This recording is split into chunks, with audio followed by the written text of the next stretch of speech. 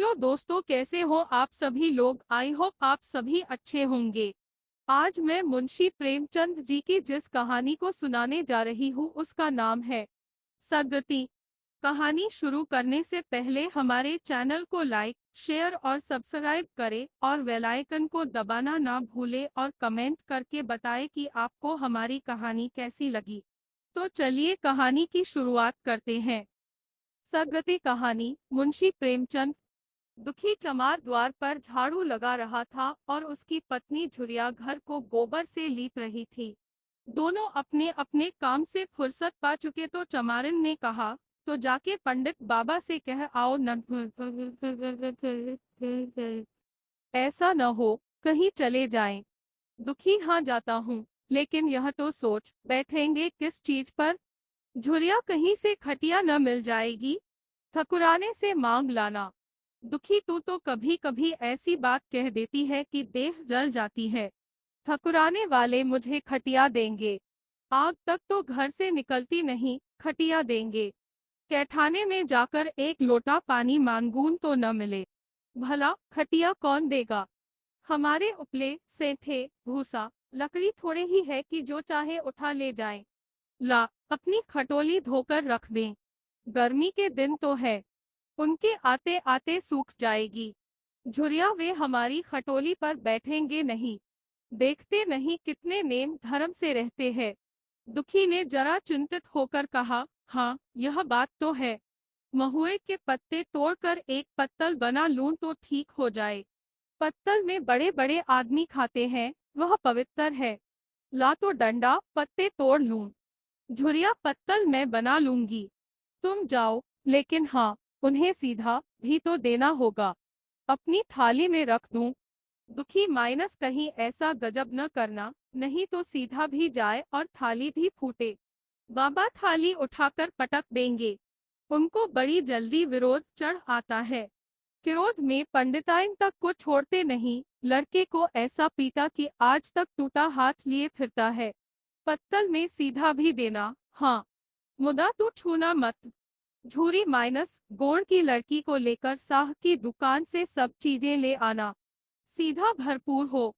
सेर भर आटा, आधा सेर चावल, पाव भर दाल, आधा पाव घी, नून, हल्दी और पत्तल में एक किनारे 4 आने पैसे रख देना। गोड़ की लड़की न मिले तो भुर्जिन के हाथ पैर जोड़कर ले जाना। तू कुछ मत छूना, नहीं गजब हो जाएगा। इन बातों की ताकीद करके दुखी ने लकड़ी उठाई और घास का एक बड़ा सा गट्ठा लेकर पंडित जी से अर्ज करने चला। खाली हाथ बाबाजी की सेवा में कैसे जाता। नजराने के लिए उसके पास घास के सिवाय और क्या था। उसे खाली देखकर तो बाबा दूर ही से दुत्कारते। वह घासीराम ईश्वर के परम भक्त थे। नींद खुलते ही ईशोपासन में लग जाते। मुंह हाथ धोते 8 बजते, तब असली पूजा शुरू होती, जिसका पहला भाग भंग की तैयारी थी। उसके बाद आधा घंटे तक चंदन रगड़ते, फिर आईने के सामने एक तिनके से माथे पर तिलक लगाते। चंदन की 2 रेखाओं के बीच में लाल रोरी की बिंदी होती थी। फिर छाती पर, बाहों पर चंदन की गोल गोल मुद्रिकाएं बनाते।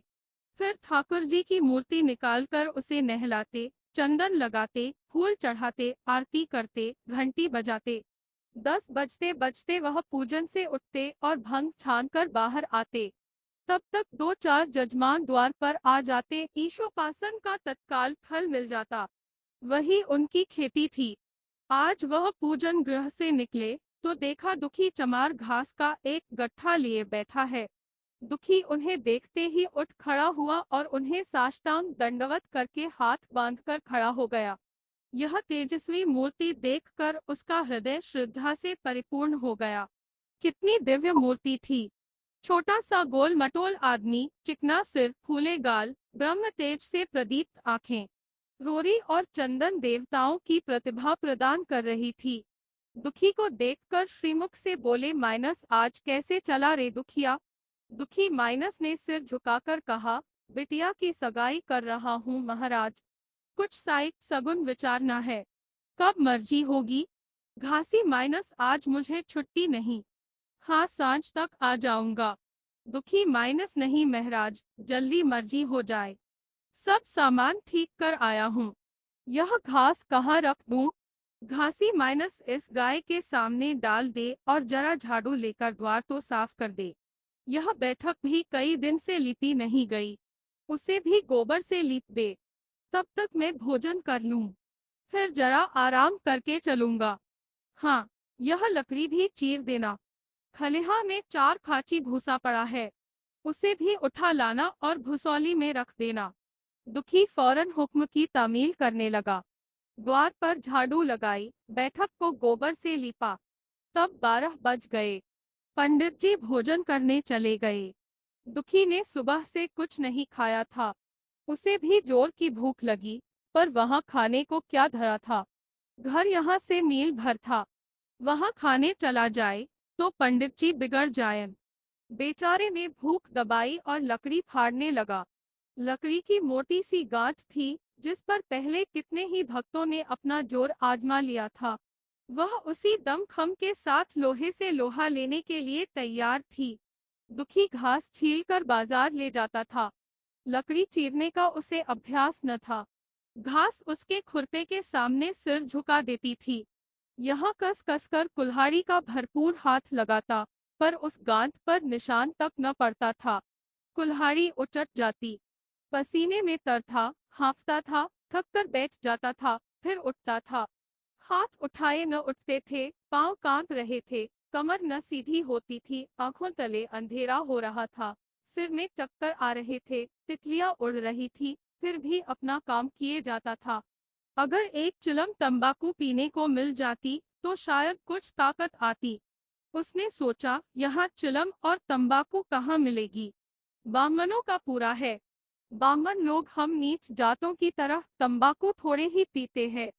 सहसा उसे याद आया कि गांव में एक गोड़ भी रहता है, उसके यहाँ जरूर चिलम तंबाकू होगी। तुरंत उसके घर दौड़ा। खैर मेहनत सफल हुई। उसने तंबाकू भी दी और चिलम भी दी, पर आग वहां न थी। दुखी ने कहा, आग की चिंता न करो भाई, मैं जाता हूँ, पंडित जी के घर से आग मांग लूंगा। वहां तो अभी रसोई बन रही थी। यह कहता हुआ वह दोनों चीजें लेकर चला आया और पंडित जी के घर में बरौठे के द्वार पर खड़ा होकर बोला, मालिक रच के आग मिल जाए तो चिलम पी ले। पंडित जी भोजन कर रहे थे। पंडिताइन ने पूछा, यह कौन आदमी आग मांग रहा है? पंडित माइनस अरे वही ससुरा दुखिया चमार है। कहा, है थोड़ी सी लकड़ी चीर दे। आग तो है, दे दो। पंडिताइन ने भेवें चढ़ाकर कहा, तुम्हें तो जैसे पोथी पत्रों के फेर में धर्म करम किसी बात की सुधि ही नहीं रही। चमार हो, धोबी हो, पासी हो, मुंह उठाए घर में चला आए। हिंदू का घर न हुआ, कोई सराय हुई। कह दो दाढ़ीजार से चला जाए, नहीं तो इस लुआठे से मुंह झुलस दूंगी। आग मांगने चले हैं। पंडित जी ने उन्हें समझाकर कहा, भीतर आ गया तो क्या हुआ? तुम्हारी कोई चीज तो नहीं छुई। धरती पवित्र है, जरा सी आग दे क्यों नहीं देती? काम तो हमारा ही कर रहा है। कोई लोनिया यही लकड़ी फाड़ता तो कम से कम 4 आने लेता। पंडिताइन ने गरज कर कहा, वह घर में आया क्यों? पंडित ने हार कर कहा, ससुरे का अभाग था और क्या। पंडिताइन माइनस माइनस अच्छा, इस बखत तो आग दिए देती हूँ, लेकिन फिर जो इस तरह घर में आएगा तो उसका मुंह ही जला दूंगी। दुखी के कानों में इन बातों की भनक पड़ रही थी। पछता रहा था, नाहक आया। सच तो कहती है, पंडित के घर में चमार कैसे चला आए? बड़े पवित्र होते हैं यह लोग, तभी तो संसार पूछता है, तभी तो इतना मान है। भर चमार थोड़े ही है। इसी गांव में बूढ़ा हो गया, मगर मुझे इतनी अकल भी न आई। इसलिए जब पंडिताइन आग लेकर निकली तो वह मानो स्वर्ग का वरदान पा गया। दोनों हाथ जोड़कर जमीन पर माथा टेकता हुआ बोला, पड़ाइन माता, मुझसे बड़ी भूल हुई कि घर में चला आया। चमार की अकल ही तो ठहरी। इतने मूर्ख न होते तो लात क्यों खाते? पंडिताइन चिमटे से पकड़कर आग लाई थी। 5 हाथ की दूरी से घूंघट की आड़ से दुखी की तरफ आग फेंकी। आग की बड़ी सी चिंगारी दुखी के सिर पर पड़ गई। जल्दी से पीछे हटकर सिर के झोंटे देने लगा। उसने मन में कहा, यह एक पवित्र ब्राह्मण के घर को अपवित्र करने का फल है। भगवान ने कितनी जल्दी फल दे दिया। इसी से तो संसार पंडितों से डरता है और सबके रुपए मारे जाते हैं। ब्राह्मण के रुपए भला कोई मार तो ले, घर भर का सत्यानाश हो जाए। पांव गल गल कर गिरने लगे। बाहर आकर उसने चिलम पी और फिर कुल्हाड़ी लेकर जुट गया। खट खट की आवाजें आने लगी। उस पर आग पड़ गई तो पंडिताइन को उस पर कुछ दया आ गई। पंडित जी भोजन करके उठे तो बोली, माइनस इस चमरवा को भी कुछ खाने को दे दो, बेचारा कब से काम कर रहा है, भूखा होगा। पंडित जी ने इस प्रस्ताव को व्यावहारिक क्षेत्र से दूर समझकर पूछा, रोटियां हैं? पंडिताइन, माइनस 2-4 बच जाएंगी। पंडित, माइनस 2-4 रोटियों में क्या होगा, चमार है, कम से कम सेर भर चढ़ा जाएगा। पंडिताइन कानों पर हाथ रखकर बोली, अरे बाप रे, सेर भर तो फिर रहने दो। पंडित जी ने अब शेर बनकर कहा, कुछ भूसी चोकर हो तो आटे में मिलाकर 2 ठो लिट्टा ठोक दो, साले का पेट भर जाएगा। पतली रोटियों से इन नीचों का पेट नहीं भरता, इन्हें तो जुआर का लिट्टा चाहिए। पंडिताइन ने कहा, अब जाने भी दो, धूप में कौन मरे। दुखी ने चिलम पीकर फिर कुल्हाड़ी संभाली। दम लेने से जरा हाथों में ताकत आ गई थी। कोई आधा घंटे तक फिर कुल्हाड़ी चलाता रहा, फिर बेदम होकर वही सिर पकड़ के बैठ गया। इतने में वही गोड़ आ गया। बोला, क्यों जान देते हो बूढ़े दादा, तुम्हारे फाड़े यह गांठ न फटेगी, नाहक हलाकान होते हो। दुखी ने माथे का पसीना पोंछकर कहा, अभी गाड़ी भर भूसा ढोना है भाई। गोड़ माइनस कुछ खाने को मिला कि काम ही कराना जानते हैं, जाके मांगते क्यों नहीं। दुखी, माइनस कैसी बात करते हो चिखुरी, बामन की रोटी हमको पचेगी, गोड़ माइनस पचने को पच जाएगी, पहले मिले तो। मूंछों पर ताव देकर भोजन किया और आराम से सोए। तुम्हें लकड़ी फाड़ने का हुक्म लगा दिया। जमींदार भी कुछ खाने को देता है, हाकिम भी बेगार लेता है तो थोड़ी बहुत मजूरी देता है। यह उनसे भी बढ़ गए, उस पर धर्मात्मा बनते हैं। दुखी, माइनस धीरे धीरे बोलो भाई, कहीं सुन लें तो आफत आ जाए। यह कहकर दुखी फिर संभल पड़ा और कुल्हाड़ी की चोट मारने लगा। चिखुरी को उस पर दया आई, आकर कुल्हाड़ी उसके हाथ से छीन ली और कोई आधा घंटे खूब कस कस कर कुल्हाड़ी चलाई, पर गांठ में एक दरार भी न पड़ी। तब उसने कुल्हाड़ी फेंक दी और यह कहकर चला गया, तुम्हारे फाड़े यह न फटेगी, जान भले निकल जाए। दुखी सोचने लगा, बाबा ने यह गांठ कहाँ रख छोड़ी थी कि फाड़े नहीं फटती, कहीं दरार तक तो नहीं पड़ती। मैं कब तक इसे चीरता रहूंगा, अभी घर पर 100 काम पड़े हैं। कार परोजन का घर है, एक न एक चीज घटी ही रहती है, पर इन्हें इसकी क्या चिंता। चलूं जब तक भूसा ही उठा लाऊं। कह दूंगा, बाबा आज तो लकड़ी नहीं फटी, कल आकर फाड़ दूंगा। उसने झोवा उठाया और भूसा ढोने लगा। खलिहान यहाँ से 2 फरलांग से कम न था। अगर झोवा खूब भर भर कर लाता तो काम जल्द खत्म हो जाता, फिर झोवे को उठाता कौन। अकेले भरा हुआ झोवा उससे न उठ सकता था, इसलिए थोड़ा थोड़ा लाता था। 4 बजे कहीं भूसा खत्म हुआ। पंडित जी की नींद भी खुली। मुंह हाथ धोया, पान खाया और बाहर निकले। देखा तो दुखी झोवा सिर पर रखे सो रहा है। जोर से बोले, माइनस, अरे दुखिया तू सो रहा है, लकड़ी तो अभी ज्यों की त्यों पड़ी हुई है, इतनी देर तू करता क्या रहा। मुट्ठी भर भूसा डोने में संझा कर दी, उस पर सो रहा है। उठा ले कुल्हाड़ी और लकड़ी फाड़ डाल, तुझसे जरा सी लकड़ी नहीं फटती, फिर साइक भी वैसी ही निकलेगी, मुझे दोष मत देना। इसी से कहा है कि नीच के घर में खाने को हुआ और उसकी आंख बदली। दुखी ने फिर कुल्हाड़ी उठाई। जो बातें पहले से सोच रखी थी वह सब भूल गई। पेट पीठ में धोसा जाता था, आज सवेरे जलपान तक न किया था, अवकाश ही न मिला। उठना ही पहाड़ मालूम होता था। जी डूबा जाता था, पर दिल को समझाकर उठा। पंडित है, कहीं साइक ठीक न विचारें तो फिर सत्यानाश ही हो जाए। जभी तो संसार में इतना मान है, साइक ही का तो सब खेल है, जिसे चाहे बिगाड़ दें। पंडित जी गांठ के पास आकर खड़े हो गए और बढ़ावा देने लगे। हाँ, मार कस के, और मार कस के मार, अभी जोर से मार, तेरे हाथ में तो जैसे दम ही नहीं है, लगा कस के खड़ा, सोचने क्या लगता है, हाँ बस कटा ही चाहती है दे उसी दरार में। दुखी अपने होश में न था। न जाने कौन सी गुप्त शक्ति उसके हाथों को चला रही थी। वह थकान, भूख, कमजोरी सब मानो भाग गई। उसे अपने बाहुबल पर स्वयं आश्चर्य हो रहा था। एक एक चोट वज्र की तरफ पड़ती थी। आधा घंटे तक वह इसी उन्माद की दशा में हाथ चलाता रहा, यहाँ तक कि लकड़ी बीच से फट गई और दुखी के हाथ से कुल्हाड़ी छूटकर गिर पड़ी। इसके साथ वह भी चक्कर खाकर गिर पड़ा। भूखा प्यासा थका हुआ शरीर जवाब दे गया। पंडित जी ने पुकारा, उठ के दो चार हाथ और लगा दे, पतली पतली चैलियां हो जाएं। दुखी न उठा। पंडित जी ने अब उसे दिख करना उचित न समझा। भीतर जाकर बूटी छानी, शौच गए, स्नान किया और पंडिताई बाना पहनकर बाहर निकले। दुखी अभी तक वहीं पड़ा हुआ था। जोर से पुकारा, माइनस, अरे क्या पड़े ही रहोगे दुखी, चलो तुम्हारे ही घर चल रहा हूँ, सब सामान ठीक ठीक है ना। दुखी फिर भी न उठा। पंडित जी को कुछ शंका हुई।